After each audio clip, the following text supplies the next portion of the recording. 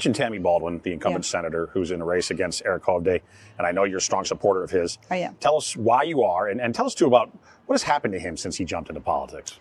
Well, I think there's a lot of lies going on around him. He's a multi-generational Wisconsinite, and he's a successful man, and I think that makes him a target. Mm-hmm. I think what's interesting to know about Eric Hovde is that he's a good man, and we need to think about this as a culture. What are we allowing to be done to a good man who raised his hand and says, I want to run. I want to give up my time and time with my family to run and represent the state. And this is how he's treated.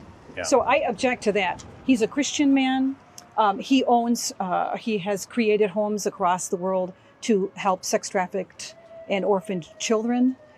So I think he's an amazing candidate. We need him as a candidate, and we need to get rid of the person who has an ideological disconnect with the people of this state.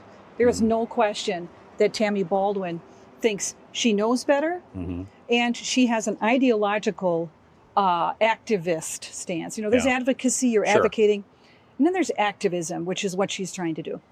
Seems to me that she's an East Coast radical, and I say that because she's barely in Wisconsin, right? I mean, really lives in New York and Washington. Her partner is in Washington, And so spends all of her time on the East Coast, and has embraced that ideology of the Acela corridor, not the ideology of the heartland. Well, I think you can put yourself on as many farms as you want to. It doesn't change who you are. It doesn't change how you vote. It doesn't change how you perceive the people that you support.